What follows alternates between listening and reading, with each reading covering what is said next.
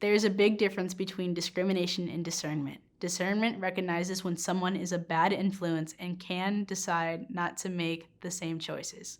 Discernment rejects the toxic influence.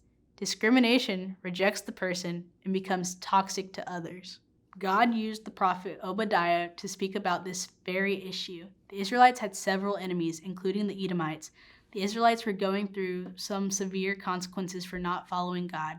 At first, the Edomites were just watching the Israelites suffering, but then the Edomites began rejoicing in the Israelites' destruction.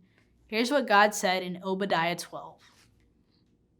You should not gloat over your brother in the day of his misfortune, nor rejoice over the people of Judah in the day of their destruction, nor boast so much in the day of their trouble.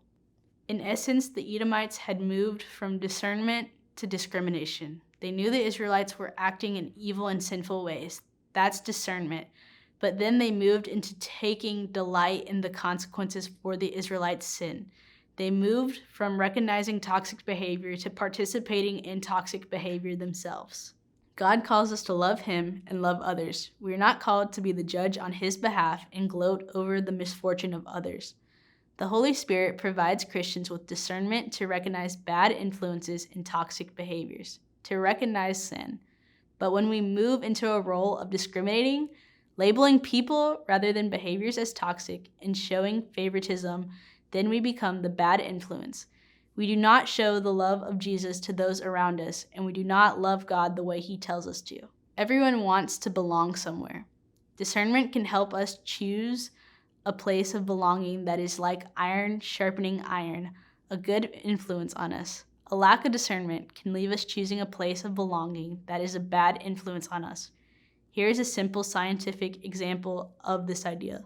These magnets are like people who influence us. Some people raise us up. They help us make good choices. They encourage us to be better. We feel better about ourselves after being with them. But some people can have a bad influence on us. They drag us down. They make it easier for us to make bad choices. They encourage us to break rules. We often feel bad about ourselves after hanging with them. The Salvation Army wanted to be a positive influence in the lives of the criminal tribes and young men in prison. They helped remove people from the influences that dragged them down and put them in situations that encouraged them to see the potential God had in mind. Instead of being a positive influence on the Israelites, the Edomites allowed themselves to be dragged down into sin. They could have been a force of change. Instead, they got involved in the toxic behavior they saw around them. We all want to belong. That desire for a relationship is put in us by God.